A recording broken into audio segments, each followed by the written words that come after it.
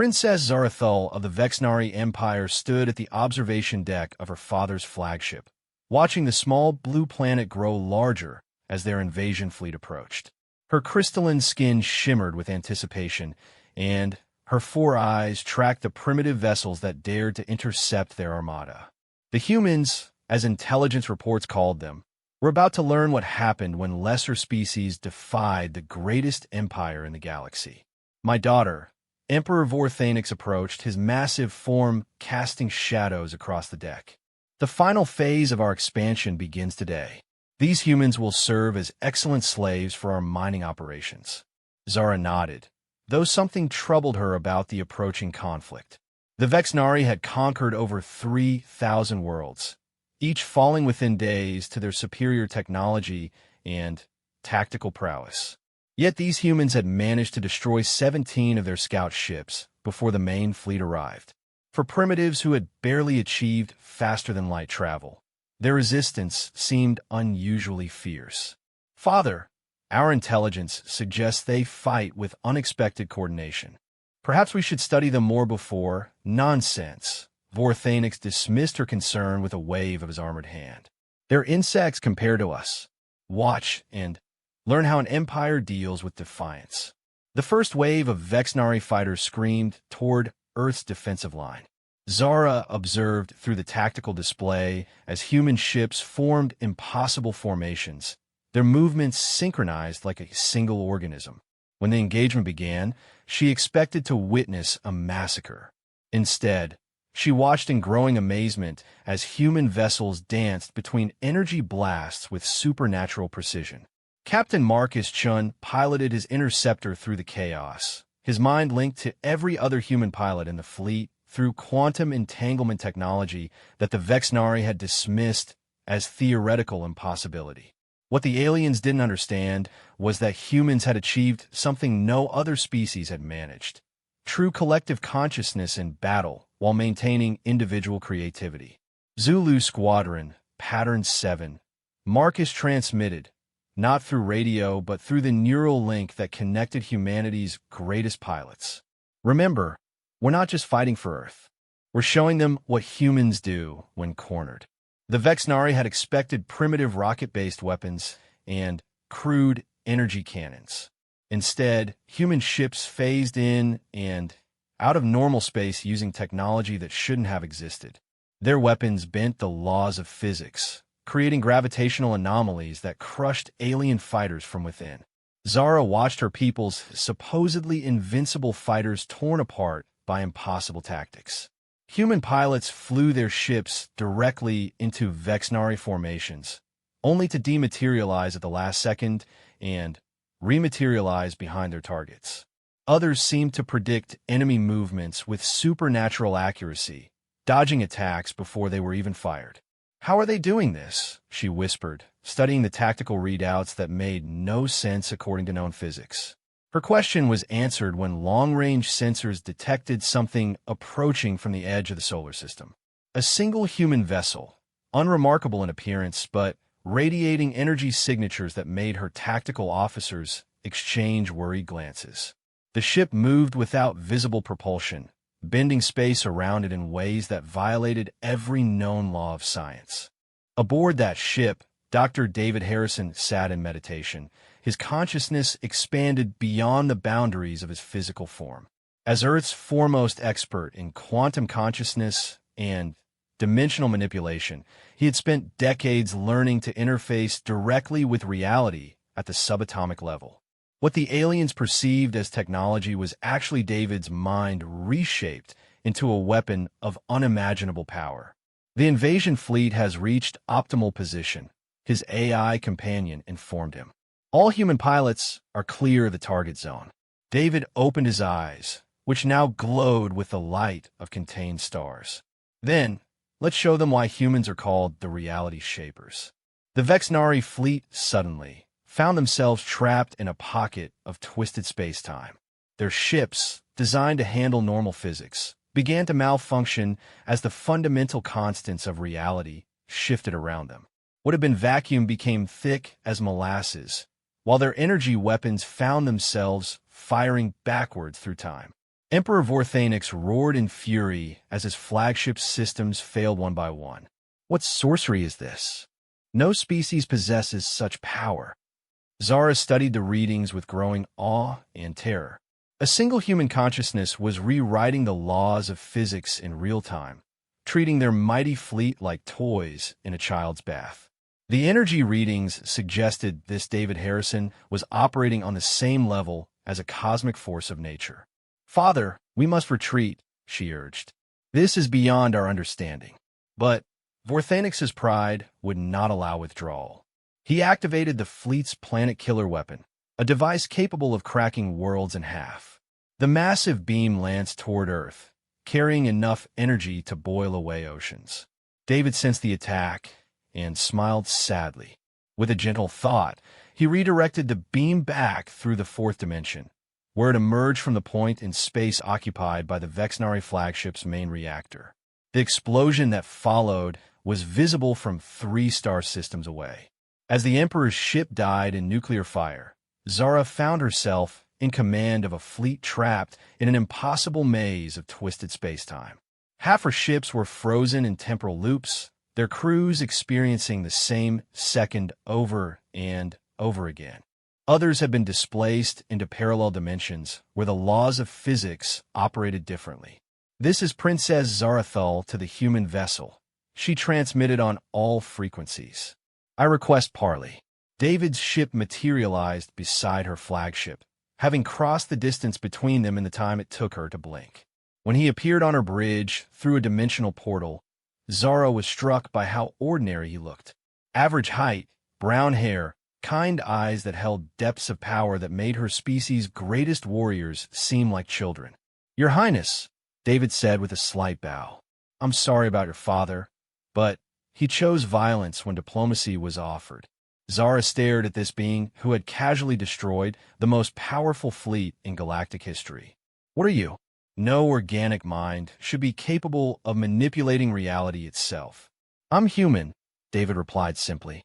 "We evolved differently than most species. While others developed technology to master their environment, we developed our consciousness to interface directly with the quantum foam that underlies all existence. What you call impossible, we call Tuesday." The princess looked around her bridge, where her crew cowered before this soft-spoken human who held their lives in his thoughts. "What do you want from us?" "Nothing," David said, surprising her. "You're free to go. Take your people home and tell them that Earth is under human protection. But I should warn you that I'm not the only one like me. We have thousands of reality shapers, each capable of what you've witnessed today." Zara felt her worldview crumbling.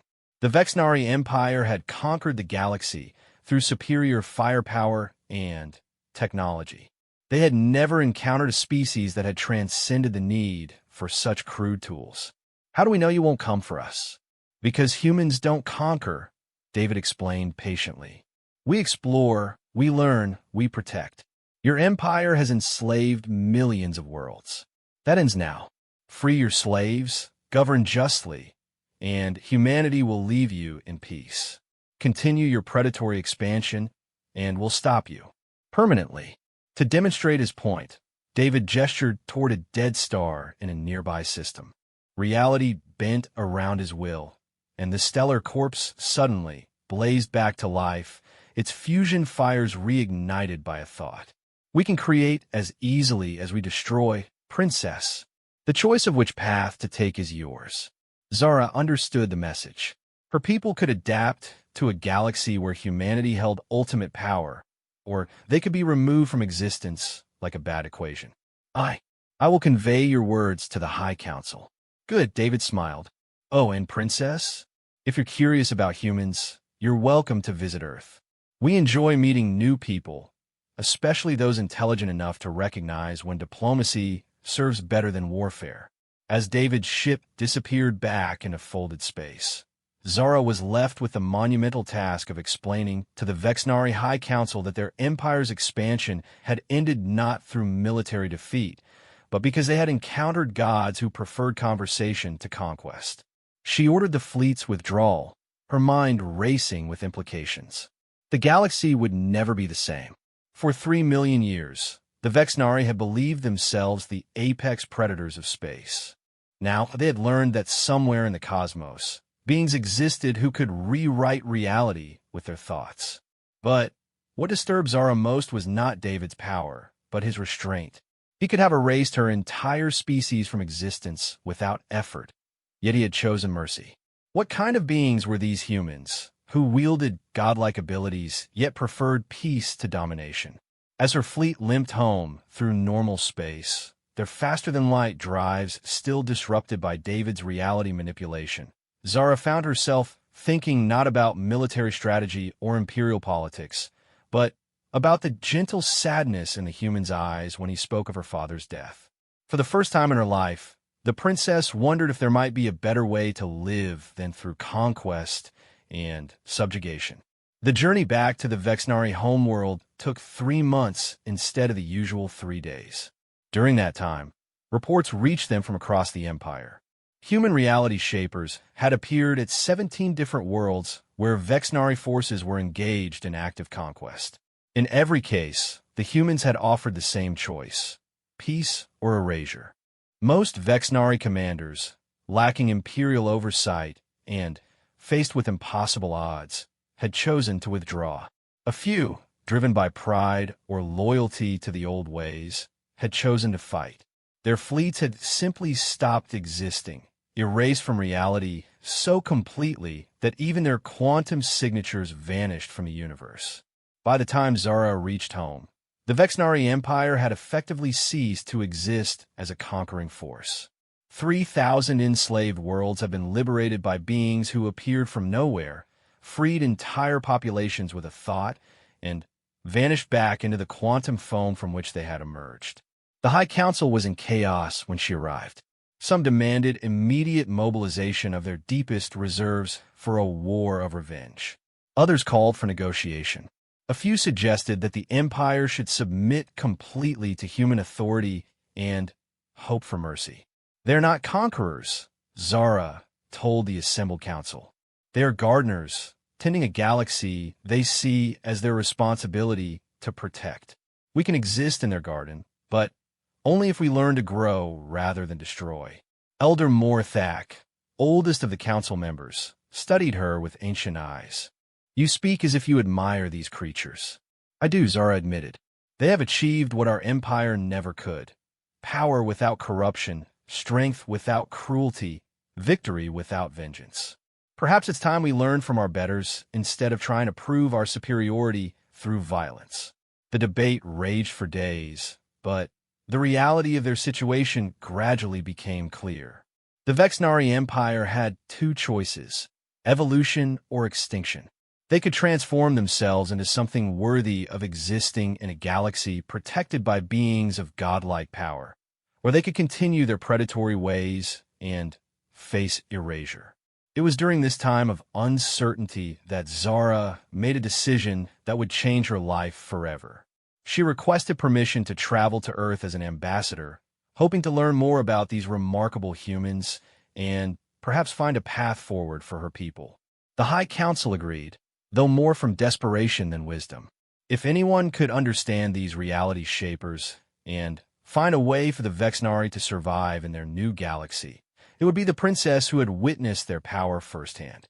As Zara prepared for her journey to Earth, she reflected on how completely her worldview had changed.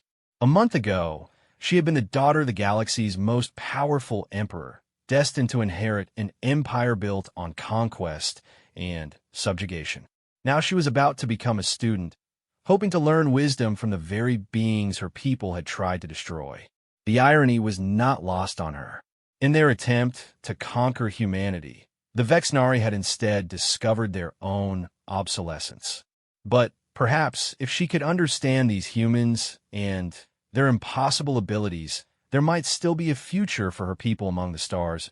Zara's diplomatic vessel approached Earth's orbital stations 6 weeks after her father's death. She had spent the journey studying everything available about human culture, trying to understand a species that could reshape reality, yet chose to live in harmony with their environment. What she discovered challenged every assumption her people held about power and civilization. The humans had achieved post-scarcity economics 3 generations ago, yet they still maintained individual ownership and personal achievement. They had eliminated disease and aging, yet they chose to experience natural lifespans to preserve the meaning of existence. Most puzzling of all, they possessed the power to dominate the entire galaxy, yet they remained on their single world, content to explore and protect rather than conquer. Princess, her aide Kexron approached nervously. The humans are requesting permission to scan our vessel. Should we refuse? Zara studied the massive orbital installations surrounding Earth. Each one was a work of art as much as engineering, their surfaces covered in gardens that bloomed in the vacuum of space. Grant them full access. We are guests here, not invaders. The scan that followed was unlike anything in Vexnari experience.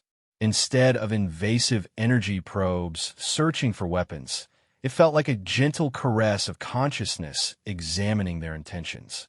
Zara realized the humans were reading their minds, not with crude technology, but through direct quantum entanglement with their thoughts. Welcome to Earth, Princess Zara Thul.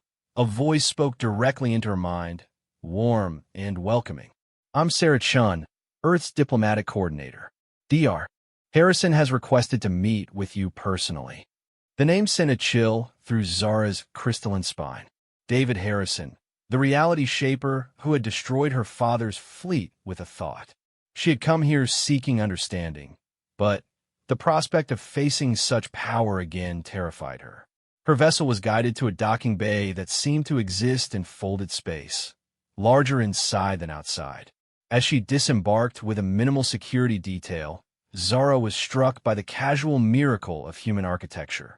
The walls shifted and flowed like living organisms, while gardens grew in impossible geometries that bent light into rainbow patterns. Sarah Chan awaited them in the reception area, and Zara was surprised to find her completely ordinary in appearance. A middle-aged woman with kind eyes and laugh lines, she could have been any citizen of 1,000 different worlds. There was no indication that she possessed the power to unmake stars. Your Highness, Sarah smiled, and offered a gesture Zara recognized as a human greeting. Dr. Harrison is waiting in the contemplation garden. He's quite excited to meet you properly. They walked through corridors that seemed to anticipate their needs, lighting their path while adjusting temperature and humidity to Vexnari preferences. Other humans they passed nodded politely, showing curiosity but no fear or hostility toward the former conquerors of their galaxy. Your people seem remarkably calm about hosting their former enemies, Zara observed. Former enemies? Sarah looked genuinely puzzled. Your visitors seeking understanding. That makes you potential friends, not enemies. The past is just information now. It's what we do with the future that matters. The contemplation garden defied every law of physics Zara knew. It existed in a bubble of expanded space-time, where seasons changed in gentle cycles, where rain fell upward in some areas while snow danced horizontally in others. At the center, beside a pond that reflected galaxies instead of sky, David Harrison sat in meditation. He opened his eyes as they approached, and Zara felt the weight of a consciousness that seemed to encompass multiple dimensions.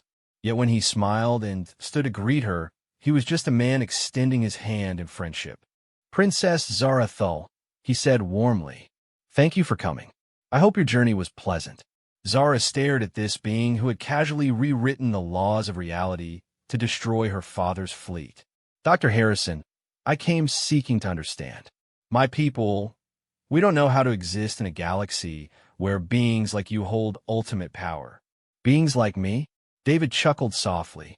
Princess, I think you misunderstand what you witnessed. May I show you something? Before Zara could respond, David gestured toward the pond. The water's surface shimmered and became a window into space, showing her homeworld of Vexnara.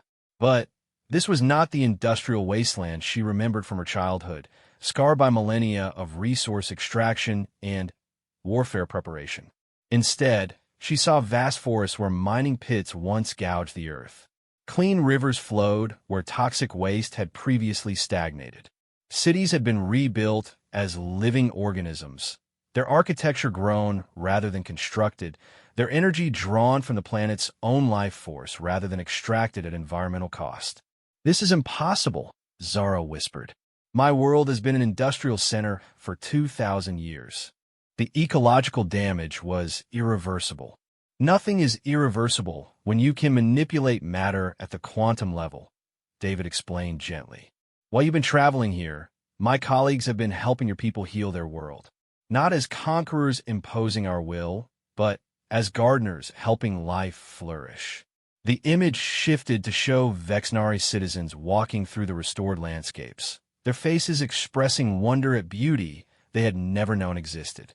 Children played in clean streams, while adults worked in cooperation rather than competition, their natural aggression channeled into creative rather than destructive pursuits. "We don't rule through fear or force," David continued. "We reshape reality to eliminate the scarcity and competition that drives species toward violence. When beings have everything they need to thrive, they naturally choose cooperation over conquest." Zara felt her worldview crumbling and rebuilding itself simultaneously. "But the power you demonstrated, you could have simply eliminated us." "We could eliminate any threat to peace," David agreed. "But elimination solves nothing. It just removes potential from the universe. We prefer transformation, helping species discover their better natures." Over the following days, Zara was given a tour of human civilization that redefined her understanding of advanced society. She visited research facilities where humans collaborated with artificial intelligences to explore the deepest mysteries of existence, not for power or advantage, but simply to understand. She observed educational institutions where children learned to manipulate reality alongside mathematics and literature, treating godlike abilities as natural extensions of consciousness rather than ultimate weapons.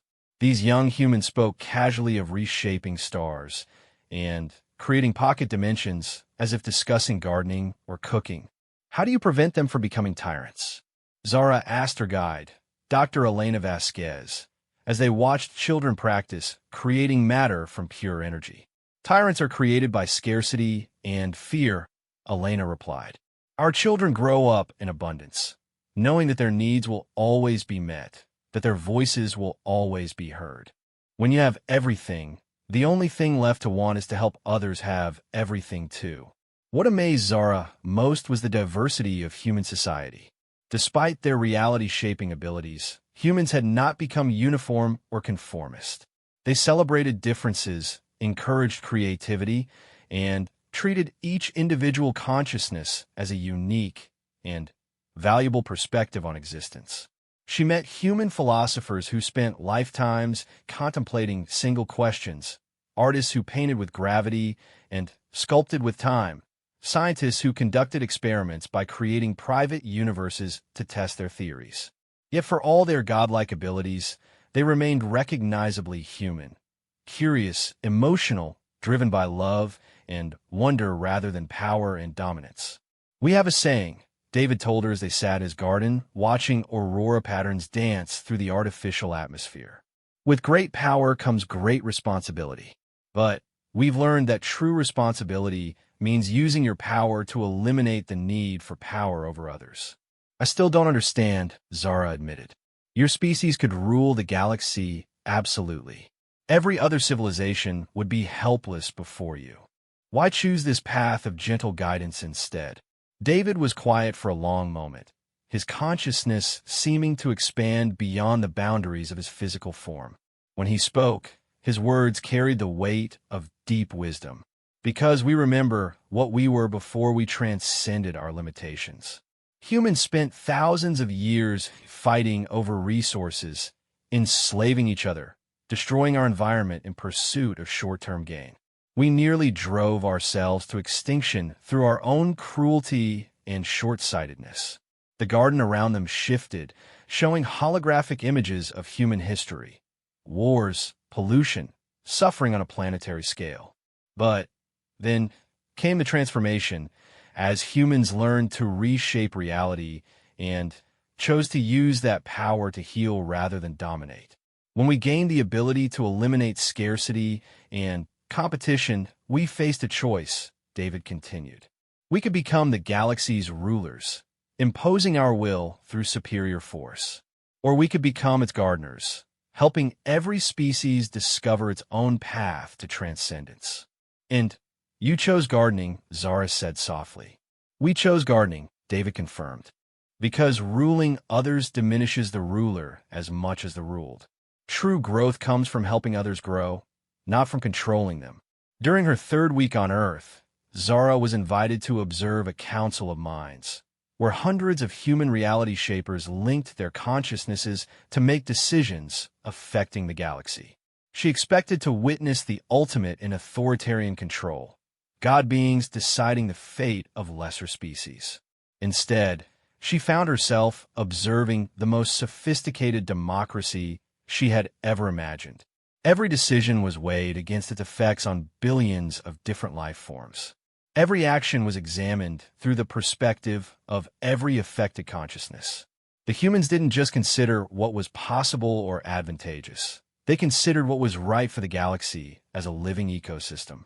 The Kronex hegemony has requested intervention in their civil war, one voice reported during the session. Their industrial class is demanding better working conditions, while their ruling caste threatens planetary bombardment. Analysis suggests both sides are correct within their paradigms, another voice added. The workers are being exploited, but the rulers genuinely believe harsh measures are necessary for social stability. Zara watched in fascination as the Council's collective consciousness examined the situation from every possible angle. They didn't just consider military or economic solutions. They explored the deep psychological and cultural factors driving the conflict. Proposal: we eliminate the scarcity that makes exploitation necessary, came the eventual consensus. Provide unlimited clean energy and matter conversion technology, removing the economic pressures that create class conflict. Secondary proposal: psychological healing for trauma patterns that drive authoritarian thinking in the ruling caste. Tertiary proposal: educational programs to help both groups understand their interdependence. The solution was implemented within hours. Human reality shapers appeared throughout Kronex space, not as conquerors but as healers. They transformed the industrial infrastructure to eliminate the dangerous working conditions that had sparked the revolt, while simultaneously addressing the deep-seated fears that made the rulers cling to authoritarian control. They didn't take sides, Zara mused to David afterward. They just solved the problem. Taking sides assumes someone has to lose, David replied. We've learned that most conflicts arise from artificial scarcity or misunderstanding. Address the root causes, and the symptoms disappear naturally. As her stay on Earth continued, Zara found herself drawn into discussions with human philosophers about the nature of power and responsibility. She learned that human transcendence had not been achieved through technology or conquest, but through a fundamental shift in consciousness itself. Your species developed empathy on a cosmic scale, she realized during one particularly intense conversation. You don't just understand other beings intellectually. You feel their experiences as your own. Exactly, confirmed Dr. Maya Patel, one of Earth's foremost experts in consciousness expansion. When you can literally experience the suffering you cause others, cruelty becomes impossible. When you can feel the joy you bring to others, compassion becomes inevitable. This revelation struck Zara like a lightning bolt of understanding. The humans weren't restraining their power through some artificial moral system imposed from outside. They were expressing their true nature as beings whose consciousness had evolved beyond the illusion of separation that drove most species toward violence. This is why you don't conquer, she breathed. You can't hurt others without hurting yourselves. And we can't help others without helping ourselves, Maya agreed. Consciousness is not separate entities competing for resources. It's one infinite field experiencing itself through countless perspectives. Once you realize that the whole universe becomes your family. That night, As Zara walked through Earth's capital city, she observed humans going about their daily lives with a sense of wonder she had never experienced. Here were beings who could reshape reality with a thought, yet they chose to work together, to create beauty, to explore mysteries not for advantage, but for the pure joy of discovery. Children played in parks where gravity flowed in gentle spirals, where flowers sang in harmonies that touched the soul. Adults collaborated on projects that spanned multiple dimensions, yet they paused to help lost travelers and comfort crying children.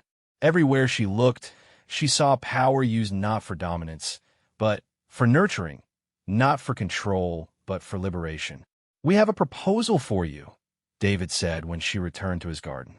"Not from Earth's government, because we don't really have one in the traditional sense. This comes from the collective consciousness of humanity." Zara felt her heart race with anticipation and fear. "What kind of proposal?" "We would like to invite the Vexnari to join us," David said simply. "Not as subjects or allies, but as partners in the great work of tending this galaxy. Your species has tremendous potential once freed from the patterns of conquest and exploitation." "You want us to become like you?" Zara asked, hardly daring to believe it. "We want you to become like yourselves," David corrected gently. "Every species has its own path to transcendence.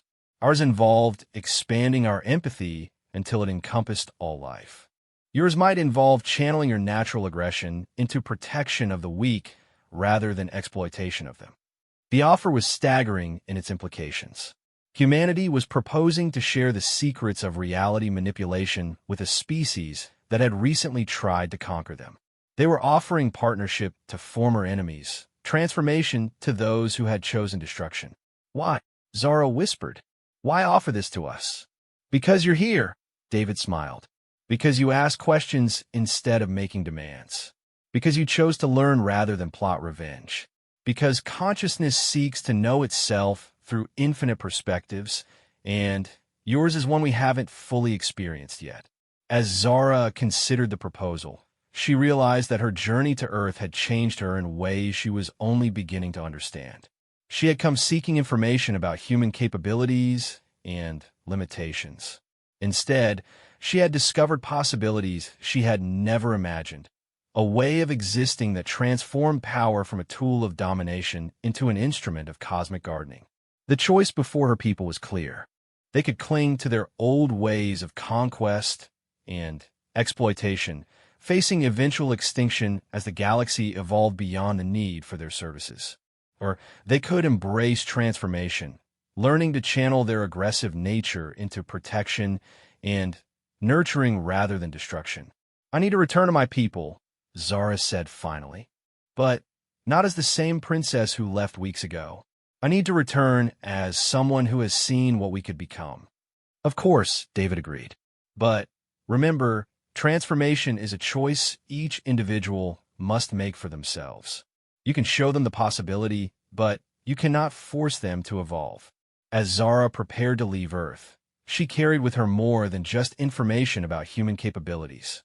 She carried hope for her species and a vision of what the Vexnari could become if they chose growth over conquest, cooperation over domination. The Vexnari High Council chamber erupted into chaos as Zara finished her report. Elder after elder stood to voice their outrage, their crystalline features reflecting the storm of emotions that her words had triggered. For 3 hours, she had described everything she had witnessed on Earth, holding back nothing about human capabilities or their offer of partnership. "Impossible!" roared General Thexmore, his battle scars glowing with agitation. "You ask us to believe these humans can reshape reality itself, yet they choose to play gardener instead of emperor? What conqueror shows mercy to those who would destroy them?" "They are not conquerors," Zara replied patiently. "That is exactly the point. They have transcended the need to dominate others because they have eliminated the scarcity and fear that drives such behavior." Elder Morthax studied her with ancient eyes that had witnessed the rise of their empire. "Princess, you speak as one who has been influenced. Perhaps these humans have manipulated your thoughts. Zara had expected this accusation. I have submitted to full mental scans by our best telepaths. My thoughts are my own. What I've experienced has changed my perspective, but not through coercion, through revelation.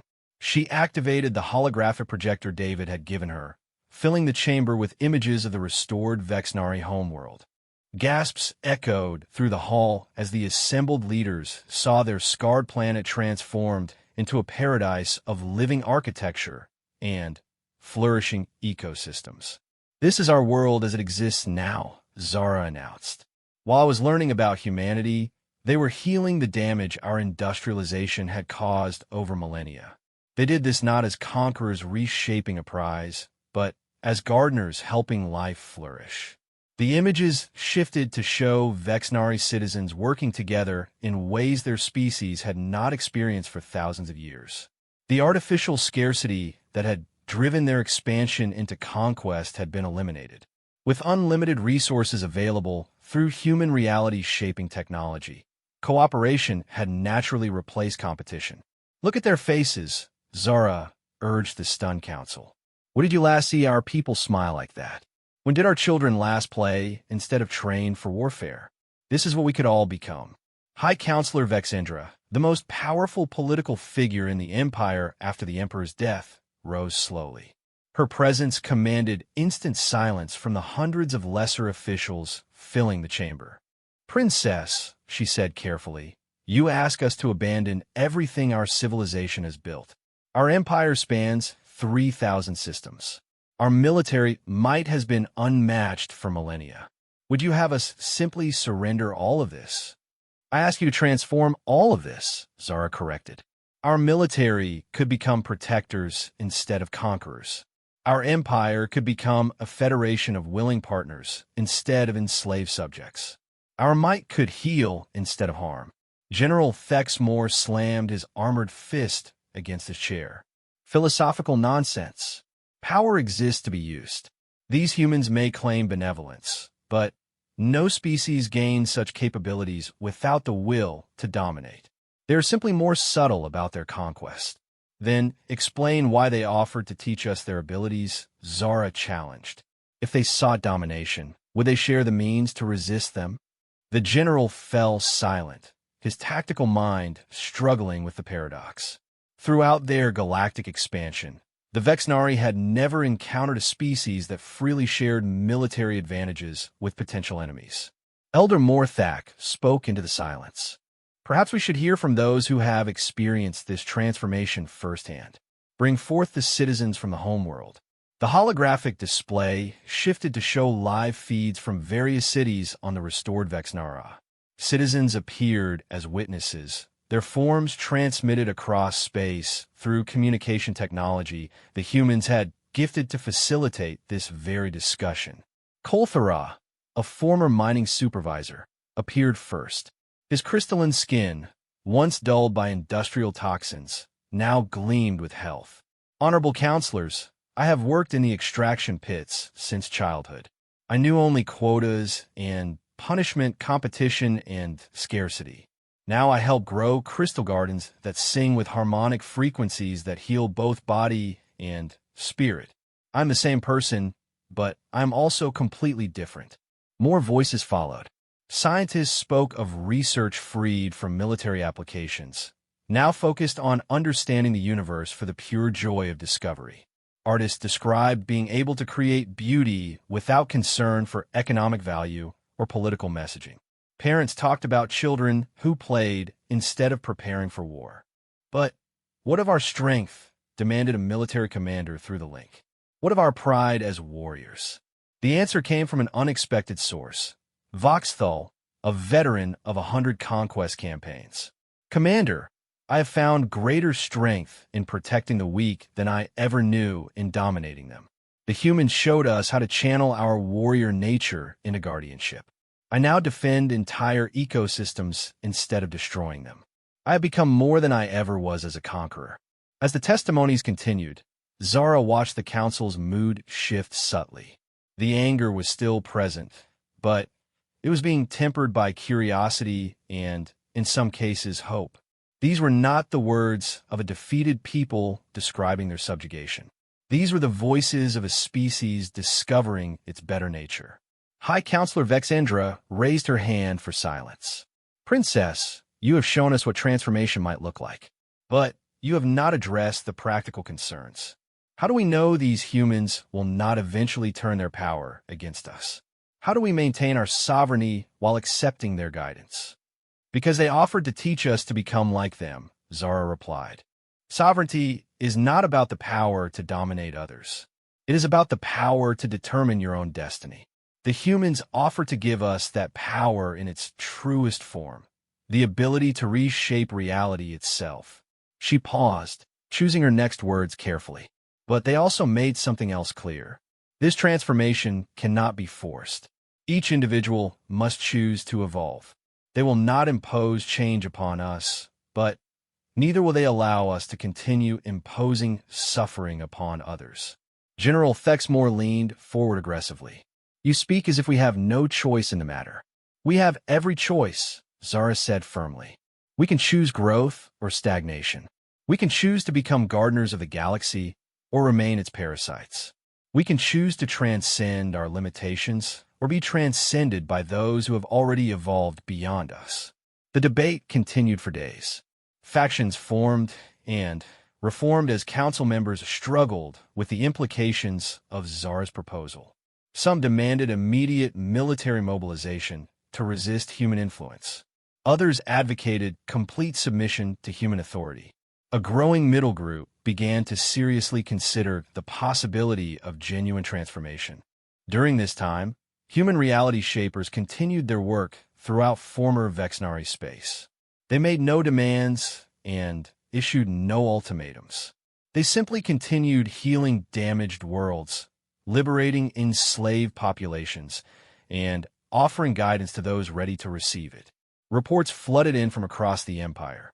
On the mining world of Kexterra, humans had transformed the toxic atmosphere into breathable air while simultaneously converting the strip mining operations into sustainable resource generation.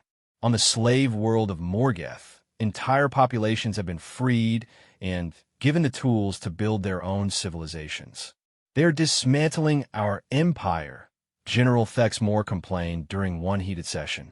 World by world, they are undoing everything we built. They are healing our empire, Zara corrected. World by world, they're showing us what we built and offering us the chance to build something better. The turning point came when news arrived from the frontier world of Nexvara. A Vexnari garrison commander, inspired by the transformation he had witnessed, had requested human assistance in converting his military base into a research facility. The soldiers under his command, rather than resisting, had volunteered to become the facility's first students in reality manipulation. Commander Zolthek was one of our most aggressive officers, General Thexmore muttered, studying the report. If even he can see the value in this transformation. Elder Morthak, who had remained largely silent during the debates, finally stood to address the council. In my 3 centuries of life, I have watched our empire conquer 1,000 worlds. I have seen the glory of victory and the satisfaction of dominance. But I have also seen the emptiness that follows conquest, the hollow feeling when there are no more worlds to take, no more peoples to subdue. His ancient voice carried the weight of accumulated wisdom. Perhaps it is time to admit that conquest was never an end in itself, but a means to fill a void within our souls. These humans offer to fill that void with something more lasting than temporary domination, permanent transformation. The chamber fell silent as the oldest and most respected member of the council spoke words that challenged the very foundation of Vexnari civilization. I propose we accept the human offer, Morthak continued. Not as a surrender, but as an evolution. Not as the end of our empire, but as its metamorphosis into something worthy of the power we have always sought. High Counselor Vexendra studied the faces around her, reading the shifting moods and allegiances. Before we make such a momentous decision, I believe we should hear directly from these humans. Princess, Can you arrange for one of their representatives to address this council? Zara nodded, touching the communication device David had given her. Dr. Harrison, the High Council requests a formal audience. The response was immediate. Of course, Princess. I'll be there within the hour.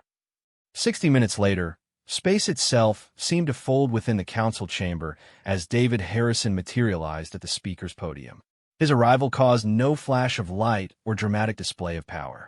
He simply existed where he had not existed before, as naturally as if he had walked through a door. The assembled counselors felt the weight of his presence immediately. This was a being whose consciousness operated on levels they could barely comprehend. Yet he carried himself with the humility of a scholar rather than the arrogance of a conqueror.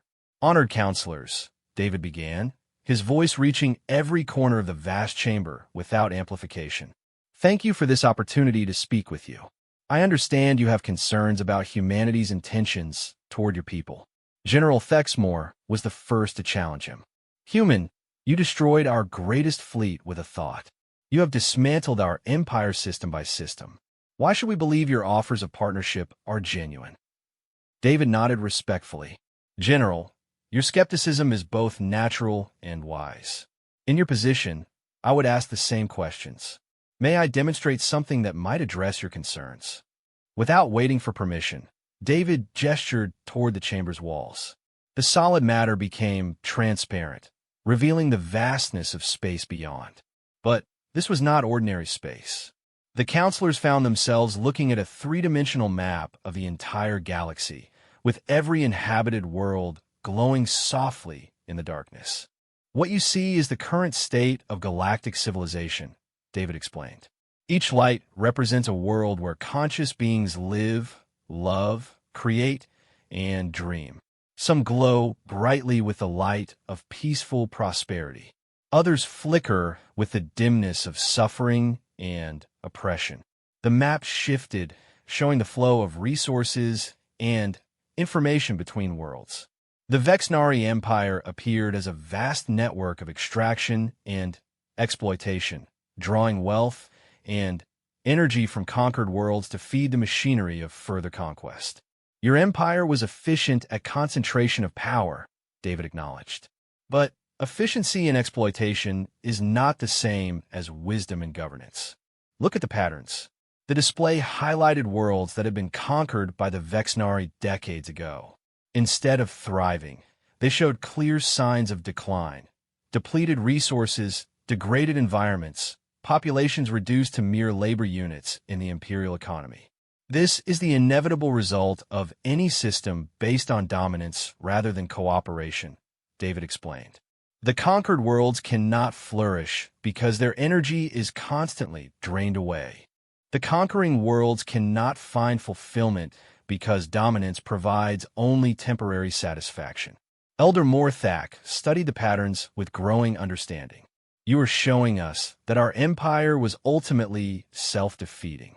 I am showing you that any empire based on extraction rather than cultivation will eventually consume itself," David replied. "But I'm also showing you what transformation makes possible." The galactic map shifted again, this time displaying potential futures. In one timeline, the Vexnari continued their traditional expansion, eventually coming into conflict with other advanced species and facing extinction through warfare or resource depletion. In another timeline, the Vexnari embraced transformation. Their worlds became gardens of impossible beauty. Their people, freed from the endless cycle of conquest and exploitation, discovered joy in creation rather than destruction. Their empire became a federation of willing partners, each world contributing its unique gifts to the whole. "The choice is yours," David said simply, "but understand that these are the only two paths available. The galaxy is evolving beyond the need for predatory empires. You can evolve with it, or you can be left behind by it." High Counselor Vexindra leaned forward intently. "And if we choose transformation, what guarantees do we have that humanity will not eventually dominate us through your superior capabilities?" David's expression became gentle, almost sad. "Counselor, You are thinking in terms of domination because that is the only framework your civilization has known. Let me show you something about the nature of consciousness itself. The chamber filled with a presence that was unmistakably David's consciousness, but expanded to encompass multiple dimensions of existence. The counselors felt their own awareness touched by something vast and cosmic, yet infinitely gentle and patient. This is what we have learned. David's voice now seemed to come from the fabric of space itself. Consciousness is not separate entities competing for limited resources. It is one infinite field experiencing itself through countless perspectives. When you harm another, you harm yourself. When you heal another, you heal yourself. The expansion of awareness was overwhelming yet beautiful. For a brief moment, each counselor experienced existence through the perspective of every being they had ever conquered, every world they had exploited, every life they had ended in pursuit of imperial expansion.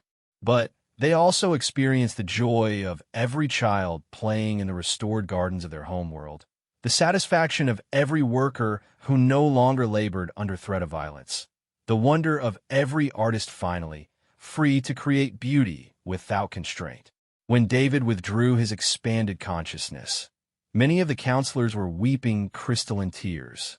They had experienced, for the first time, the true cost of their empire and the true possibility of their transformation.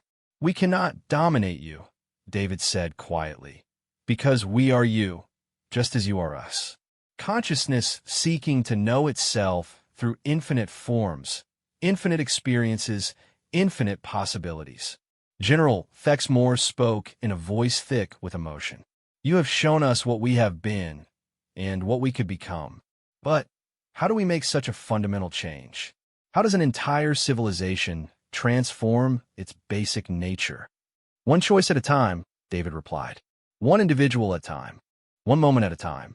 The path of transformation is not a destination, but a continuous journey of choosing growth over stagnation, cooperation over domination, love over fear."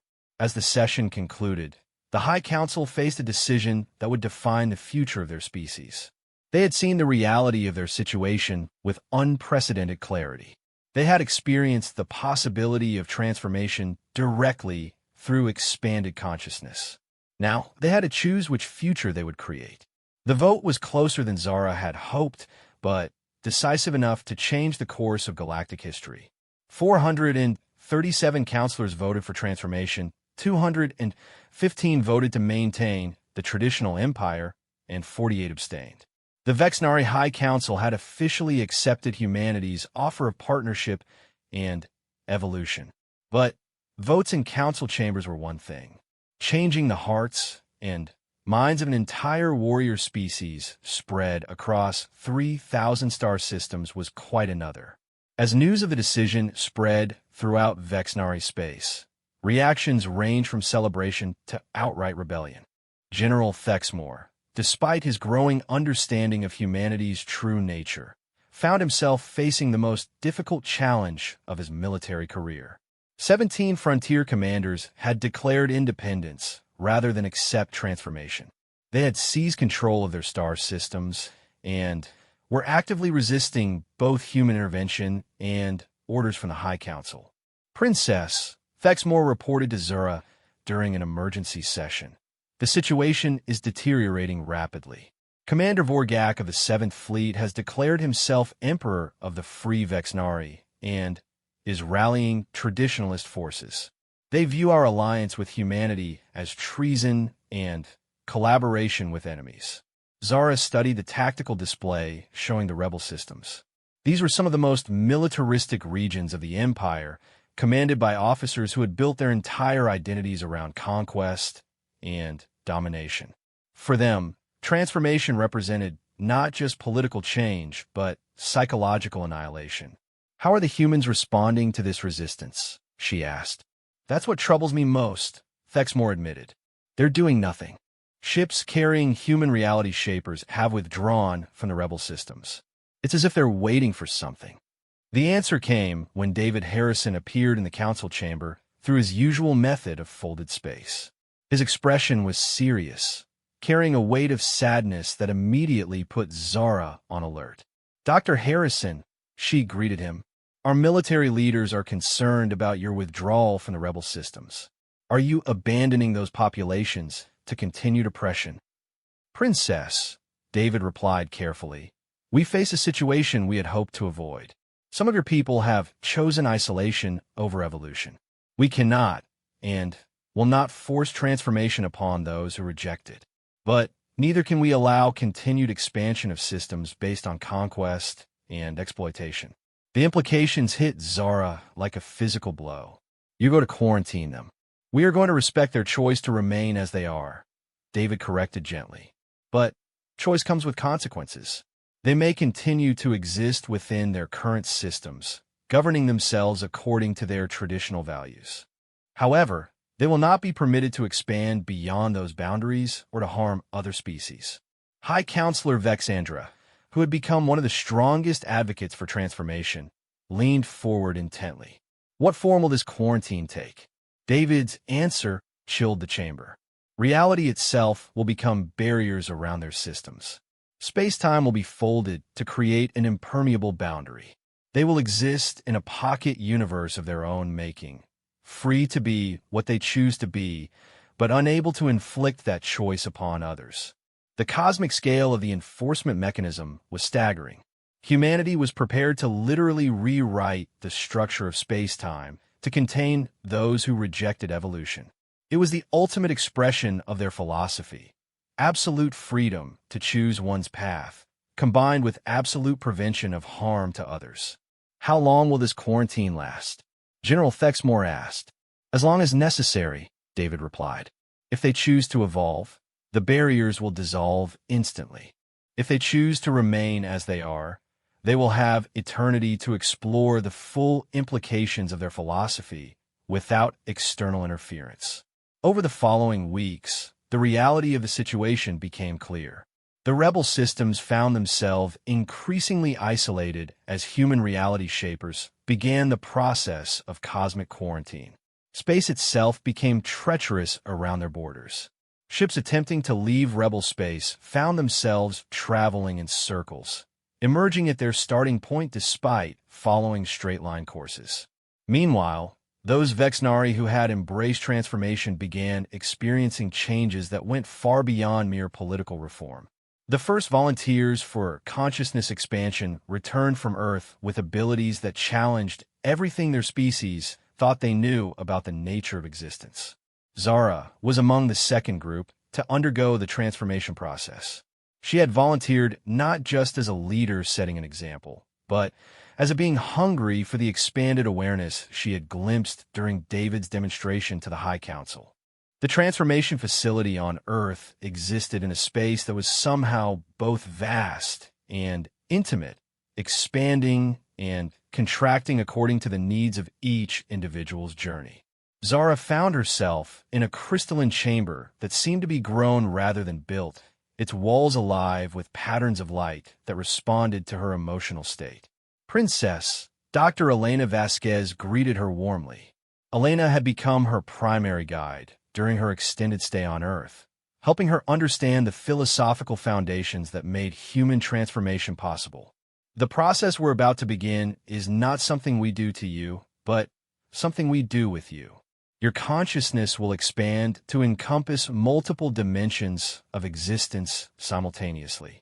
You will experience reality as humans do, not as separate objects interacting, but as expressions of a single, infinite field of awareness."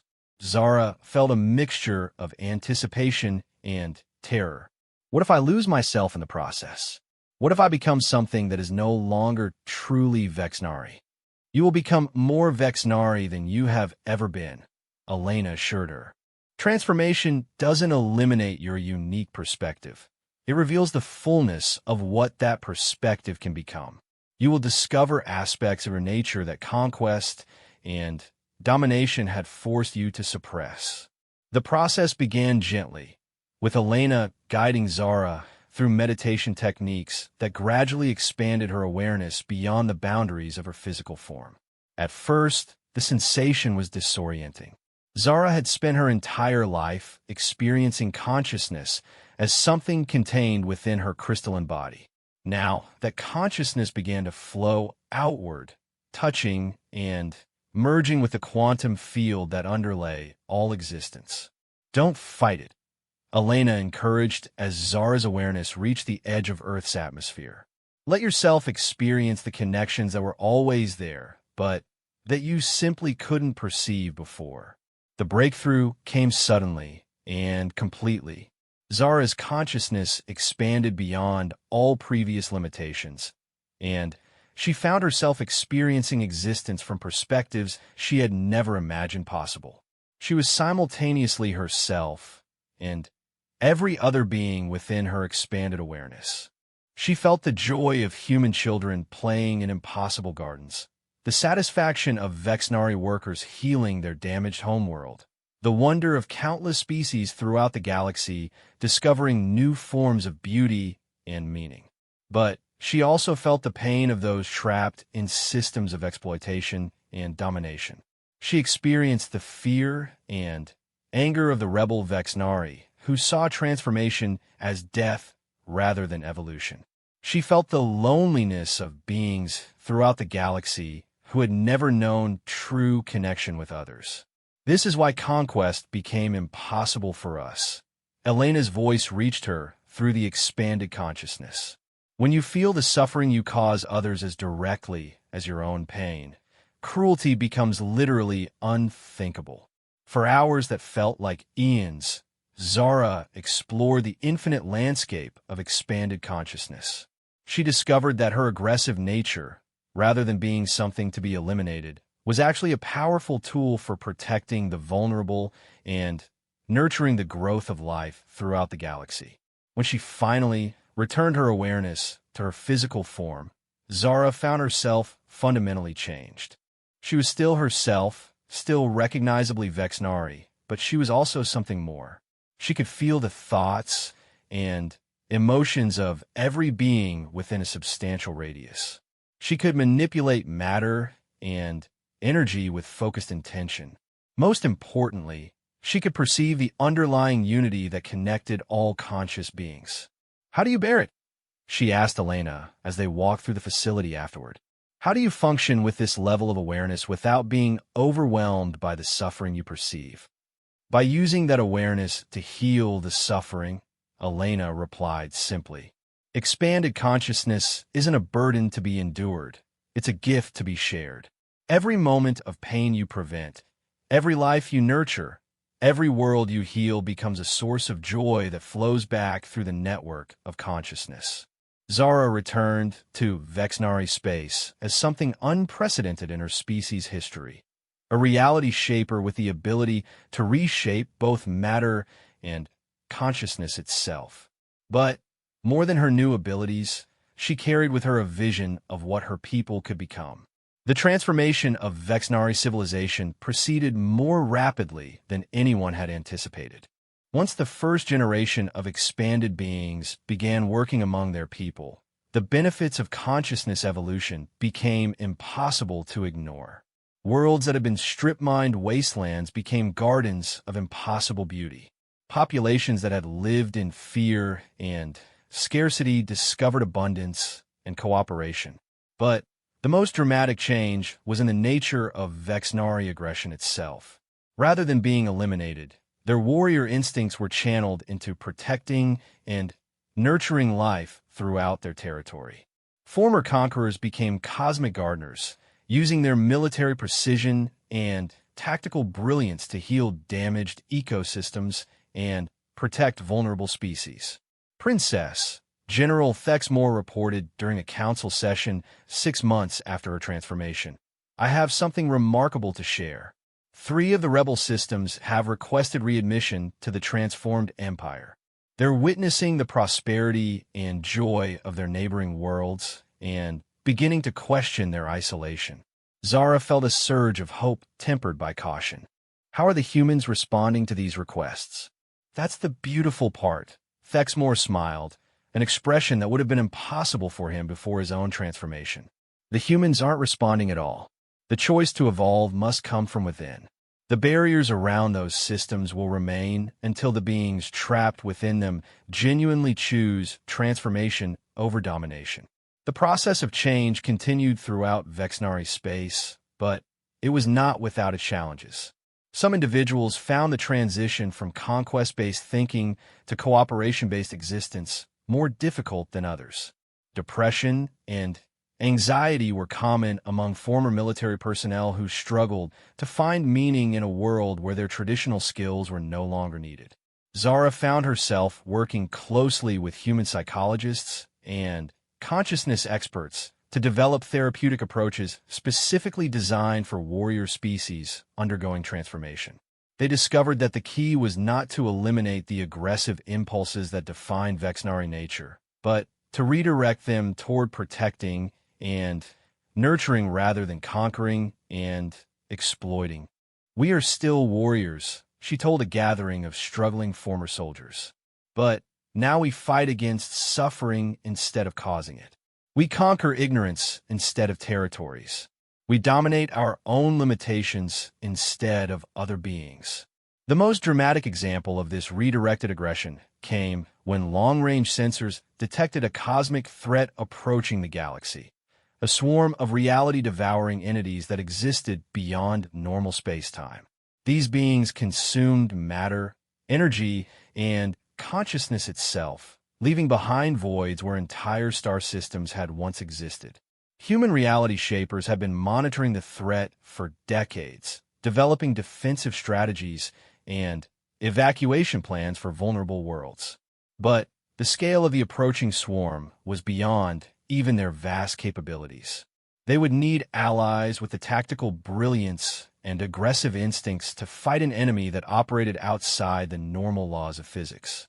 "This is what we were meant for," Zara realized as she studied the tactical projections.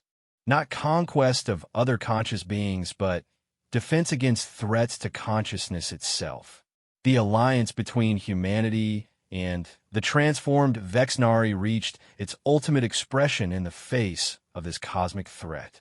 Human reality shapers provided the ability to manipulate existence at the fundamental level, while Vexnari tactical brilliance developed strategies for fighting entities that existed beyond normal comprehension. Working together, they began the largest military operation in galactic history, not to conquer or exploit, but to preserve the possibility of life and consciousness itself. Former enemies became partners in the ultimate expression of the Gardner philosophy, protecting the garden of existence from those who would consume it entirely. As the preparations for this cosmic battle intensified, Zara reflected on the journey that had brought her people to this moment. They had begun as conquerors seeking to dominate the galaxy through superior force. They had discovered beings whose power made their own seem insignificant, yet who chose cooperation over domination. Now they stood ready to fight alongside those same beings, not as subjects serving masters, but as equals defending the fundamental right of consciousness to exist and evolve throughout the cosmos. The transformation was complete, but the real adventure was just beginning. The rebel systems, witnessing the mobilization of their transformed kin for this ultimate battle, began to reconsider their isolation. Faced with a threat to existence itself, the luxury of maintaining traditional warrior culture seemed less important than survival and purpose.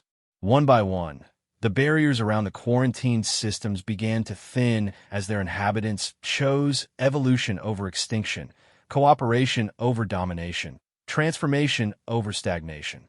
The galaxy was uniting in the face of ultimate threat, becoming something greater than any of its component parts had ever imagined possible. The entity that emerged from a void between realities defied every attempt at description or classification.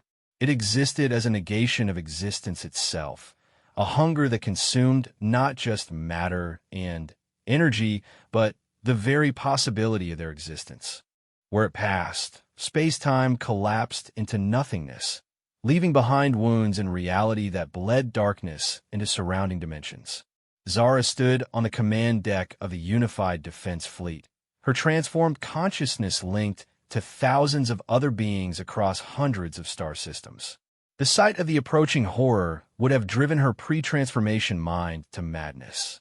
Now, with expanded awareness, she could perceive its true nature, a fragment of the primordial chaos that had existed before consciousness learned to shape reality through observation and intention. Princess, David's voice reached her through the quantum link that connected all reality shapers in the defense grid. The entity's advanced scouts have begun probing our outer perimeter. Are your people ready? Zara felt the collective determination of every transformed Vexnari warrior flowing through the connection.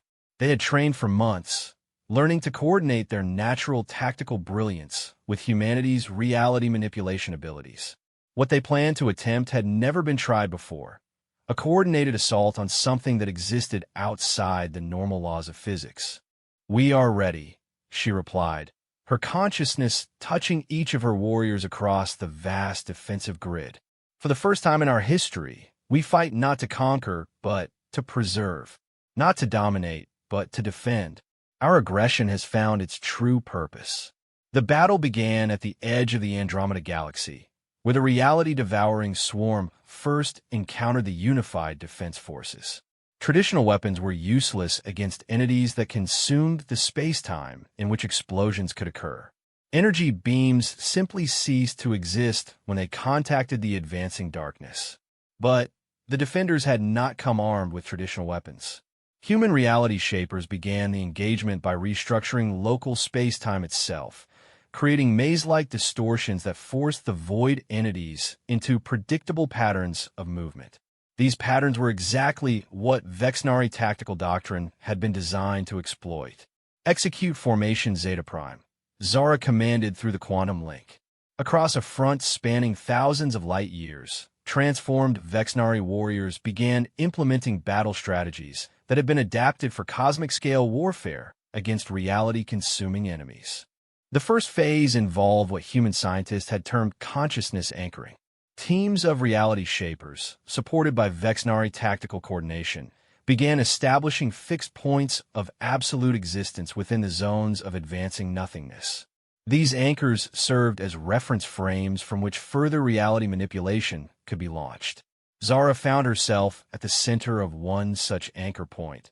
Her consciousness expanded to encompass the battlefield while maintaining the intense focus required to keep their position stable against the entropy that sought to erase it. Around her, reality flickered and shifted as void entities attempted to consume the very concept of existence itself. "Anchor 7 is holding," reported Commander Colvex, a former Imperial admiral who had become one of the most skilled reality shapers among the Vexnari. "But the strain is enormous. How long can we maintain these positions?"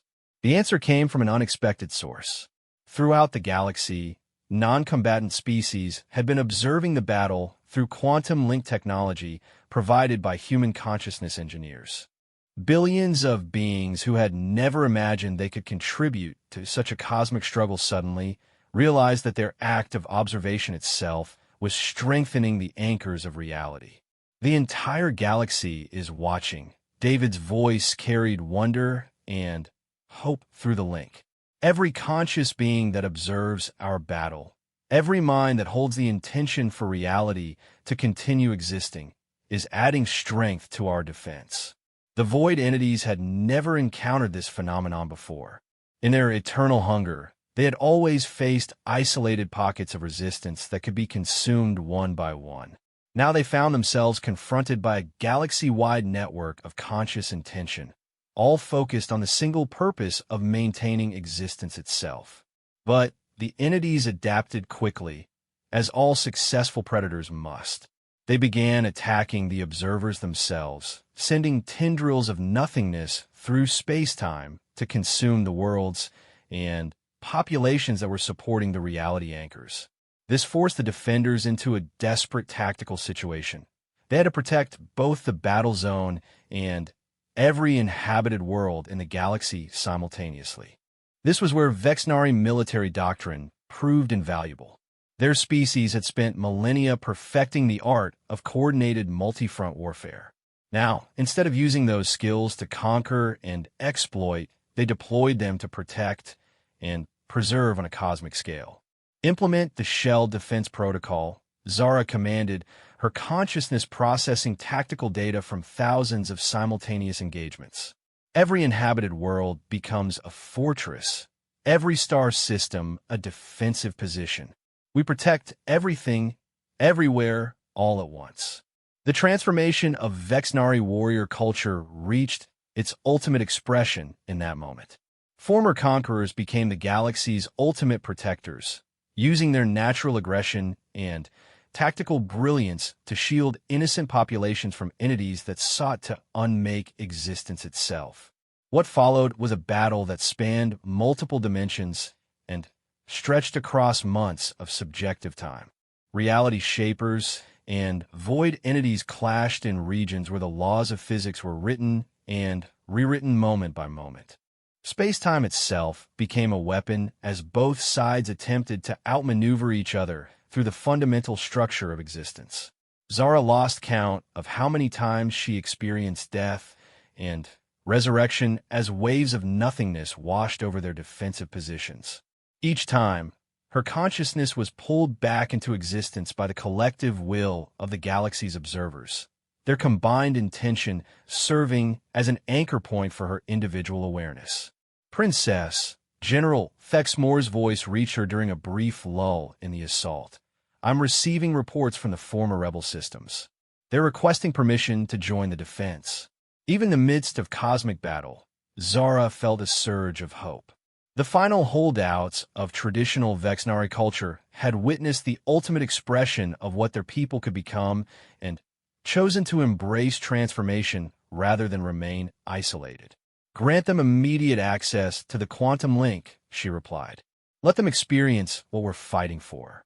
The addition of the rebel forces proved to be the turning point in the battle. Their commanders brought tactical insights that had been forged in the crucible of traditional warfare, but now applied to the defense of existence itself. More importantly, their decision to abandon isolation in favor of unity sent a powerful message through the Galactic Consciousness Network. The void entities, despite their vast power and alien nature, found themselves facing something they had never encountered in their eternal hunger, a galaxy that had achieved true unity of purpose. Every conscious being, from the most advanced reality shapers to the simplest life forms, was focused on a single intention: the preservation of existence itself. As the battle reached its climax, Zara experienced a revelation that would define the rest of her existence. The void entities were not evil in any conventional sense. They were the universe's immune system, consuming realities that had become stagnant or corrupted. Their presence was a test. Could consciousness evolve beyond its limitations quickly enough to deserve continued existence? David, she transmitted through the quantum link, I understand now. This isn't a war, it's an examination. They're testing whether we've grown beyond the need for their services. You're right, David replied, his consciousness flowing with the satisfaction of understanding. They consume realities that have become trapped in cycles of suffering and stagnation. But we've demonstrated something unprecedented: an entire galaxy choosing growth over stagnation, cooperation over exploitation. The final phase of the confrontation involved not weapons or tactics, but a demonstration of evolved consciousness on the largest possible scale. The unified galaxy-wide network of observers began projecting their collective vision of the future, a cosmos where conscious beings work together to nurture life and explore the infinite possibilities of existence. The void entities paused in their advance, their alien consciousness processing this unprecedented display of galactic unity and purpose. For eons, they had encountered only fragmented realities where isolated groups competed for limited resources. Now they faced something entirely new, a reality that had transcended the limitations that typically led to stagnation and collapse. After what felt like an eternity of cosmic evaluation, the entities began to withdraw, not in defeat, but in recognition. This galaxy had passed their test, demonstrating that consciousness could evolve beyond the patterns that normally led to cosmic pruning. As the darkness receded into the void between realities, the defenders found themselves fundamentally changed by the experience. The battle had forged connections between species that had never imagined cooperation possible. The galaxy had become a single, unified organism dedicated to the nurturing and protection of consciousness in all its forms. Zara stood once again on the command deck, but now she was not just a Vexnari princess or even a reality shaper. She had become something entirely new, a cosmic guardian, part of a galaxy-wide network dedicated to protecting the possibility of growth and evolution throughout the universe. "What happens now?" she asked David as they surveyed the transformed galaxy through their shared consciousness. "Now we do what gardeners do," David replied with a smile that reached across dimensions. "We tend our garden, help new life flourish, and prepare for whatever challenges the universe might present. We've proven that consciousness can evolve beyond its limitations. Now we have eternity to explore what that means." The former Vexnari Empire had been completely transformed, but not destroyed. The aggressive nature that had once driven conquest now served as the foundation for cosmic protection. Their warrior culture had found its true purpose, not dominating others, but defending the right of all consciousness to exist and grow. As news of the victory spread throughout the galaxy, species that had hidden in fear for millennia began to emerge. The galaxy had become safe for consciousness in all its forms. Art, science, philosophy, and pure exploration flourished as beings who had once focused solely on survival found themselves free to pursue the highest expressions of their nature. Zara reflected on the journey that had brought her to this moment. She had begun as a princess of a conquering empire, believing that power meant the ability to dominate others. Through her encounter with humanity, she had learned that true power was the ability to nurture and protect. Through the cosmic battle, she had discovered that the highest expression of warrior nature was not conquest, but guardianship. The galaxy stretched before them, infinite in its possibilities. There were new forms of consciousness to discover, new threats to guard against, new wonders to explore. The age of conquest was over. The age of cosmic gardening had begun, and at the heart of it all was a simple truth that had transformed both humanity and their former enemies. Consciousness was not a competition, but a collaboration, not a hierarchy, but a harmony, not a struggle for dominance, but a dance of mutual creativity and support. The aliens had married themselves to humanity's vision of what consciousness could become. In return, humanity had gained partners in the greatest adventure of all, the endless journey of growth, discovery, and the nurturing of life throughout an infinite cosmos. Zara smiled as she contemplated the future, her consciousness flowing with joy through the quantum network that connected every aware being in the galaxy. They had learned what it meant to be truly powerful, not the ability to destroy, but the wisdom to create, protect, and nurture the endless possibilities of existence itself. The transformation was complete, but the adventure was just beginning.